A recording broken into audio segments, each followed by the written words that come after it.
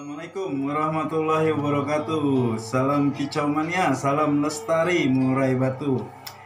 Ketemu lagi bersama gue di DBV Bird Farm. Kali ini gue mau ngebahas tentang penyeterilan extra fooding untuk murai batu. Maksudnya gimana nih? Penyeterilan extra fooding. Fooding yang kita kasih ke murai batu rawatan kita ini adalah extra fooding yang memang sudah terjamin kebersihannya, nilai gizinya itu udah kita udah kita jaga gitu, kesterilannya. Sebelum lebih jauh kita mengupas kesterilan tersebut, kita mengenal di sini teman-teman banyak menggunakan extra fooding berupa jangkrik, kroto, ulat kandang, ulat Hongkong, cacing, gitu ya teman-teman. Di samping itu, pemberian extra fooding itu memang sangat diperlukan oleh murai batu. Karena apa? Karena di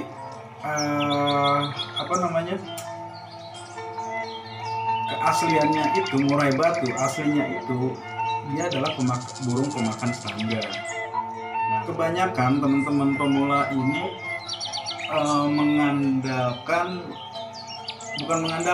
maksudnya kebanyakan teman-teman pemula ini membeli kayak jangkrik di kios itu kebanyakan langsung mereka taruh di tempatnya, dia kasihkan ke murai batunya tanpa mereka mengetahui apa sih makanan jangkrik tersebut selama dia berada di kios gitu, ya kan? Itu kalau bisa teman-teman pemberian jangkrik tersebut kita steril dulu dengan cara kita beri pakan jangkriknya dengan sayur-sayuran, wortel, irisan rumah tangga lah, sayur-sayuran rumah tangga kayak gitu. Biasanya kebanyakan makanya bekas-bekas bokin masak gitu kan, sisanya nanti gue cemplungin ke situ. Nah, keseringannya itu gue make pur lele, pur ikan gitu, pelet itu gua campur ke air, terus gua tambahin vitamin, gua adukin dan gua kasihin ke jangkrik. Alhamdulillah selama ini dia habis.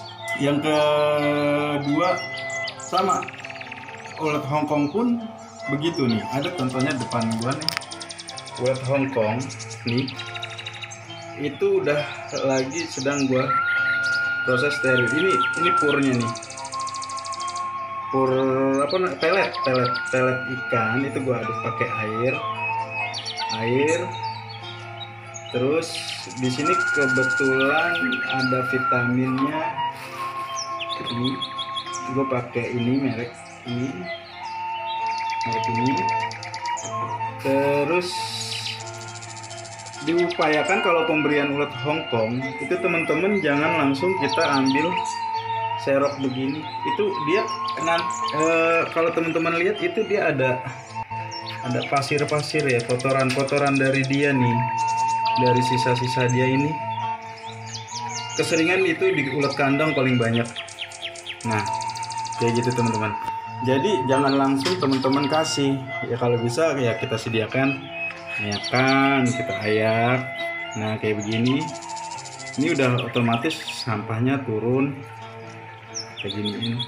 Pokoknya usahakan benar-benar extra fooding yang bakal kita kasih ini benar-benar sudah steril gitu loh.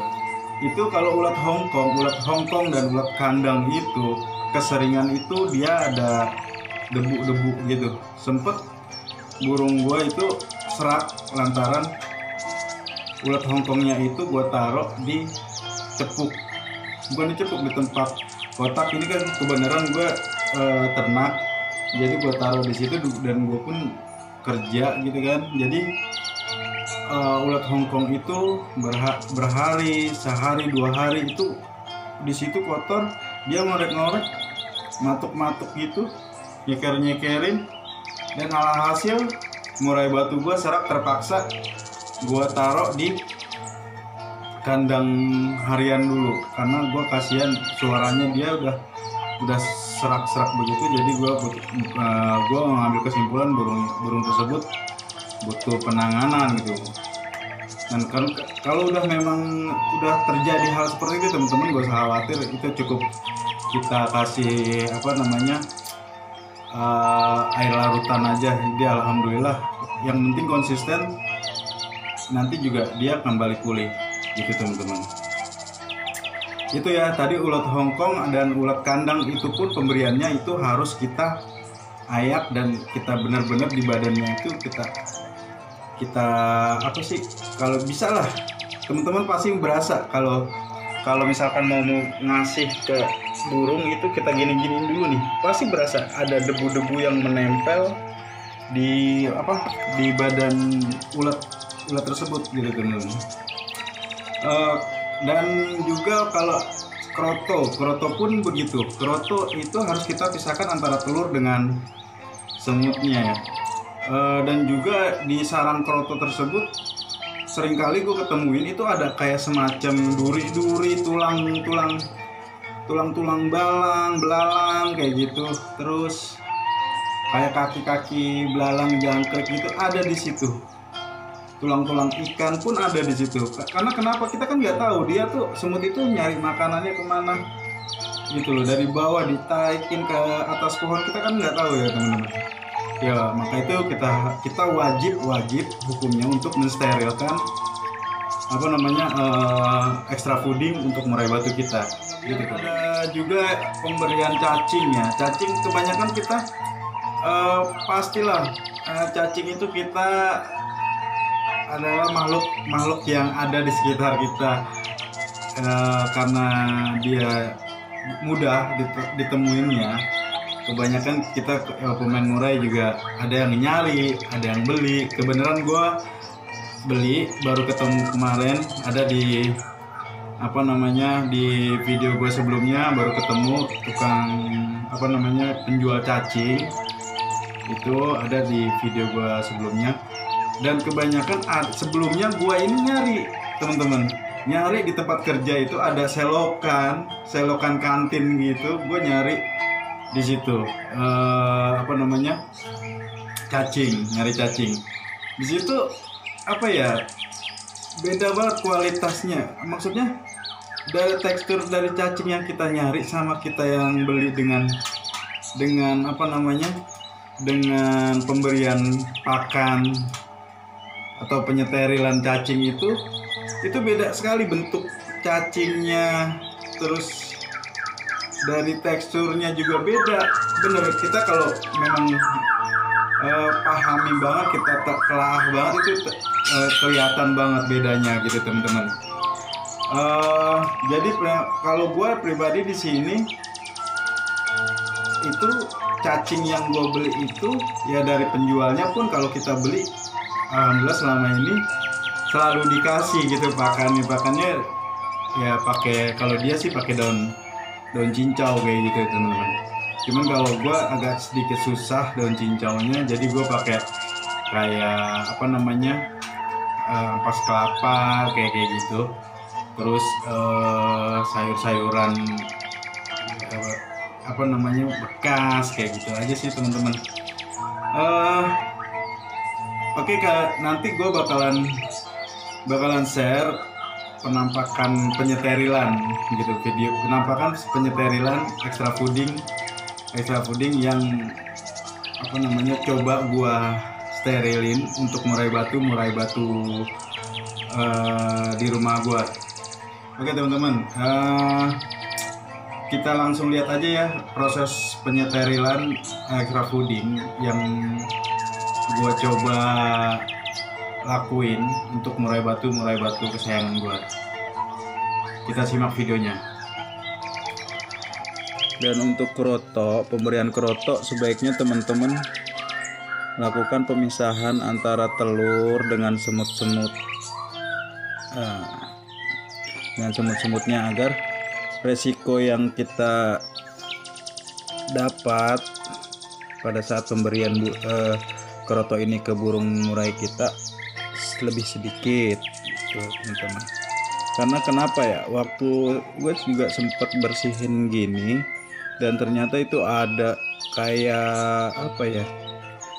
Kayak tulang kecil gitu, tulang-tulang, kaki-kaki belalang, kaki-kaki jangkrik itu ada di sarang kerotok ini. Takutnya kalau kita buru-buru langsung kasih ke dalam cepuk murai batu kita, nanti akan beresiko buat murai batu kita.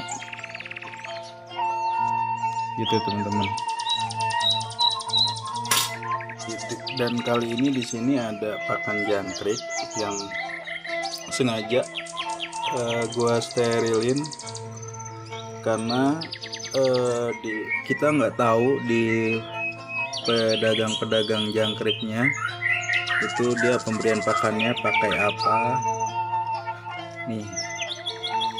Nih kalau kayak gini nih kemarin kalau bisa kayak gini, ini dibuang aja teman-teman.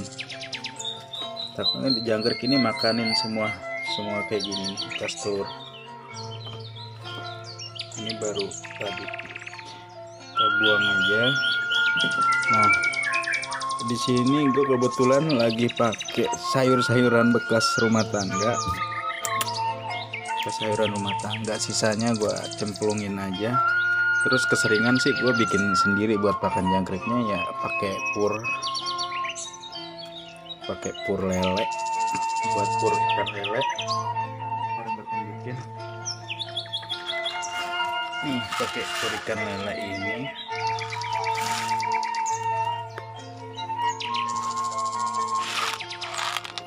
Bentar ya. Ini pur ikan lele teman-teman, kelihatan ya?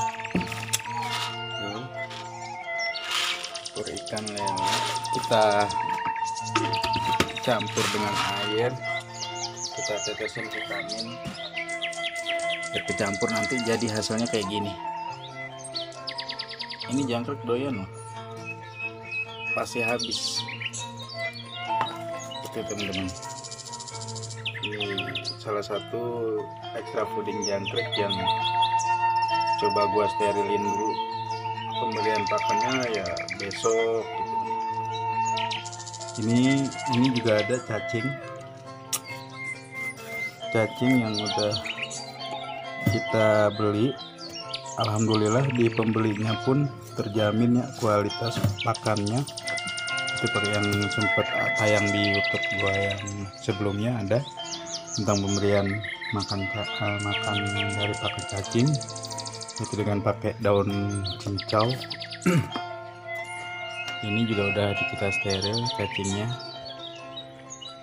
ya. Oke, itulah teman-teman tadi beberapa video tentang proses pensterilan extra fooding gua yang coba gua lakuin agar extra fooding yang gua kasih ke murai batu gua nantinya sudah terjaga atau terjamin pakannya, dan terjamin juga keamanannya untuk murai batu gua nantinya. Oke, terima kasih. Sekian video gua kali ini. Semoga video ini bermanfaat, khususnya untuk para pemain pemula yang banyak belum mengetahui, dan mungkin untuk pemain-pemain senior, bukan maksud saya sok tahu atau gimana. Kita di sini hanya untuk sekedar berbagi pengalaman. Semoga kita bisa terus bermanfaat untuk orang lain. Oke, jangan lupa subscribe, like, dan komennya semua agar agar supaya gue semakin semangat untuk membangun channel YouTube ini. Oke, assalamualaikum warahmatullahi wabarakatuh. Salam kecomania, salam lestari meraih batu.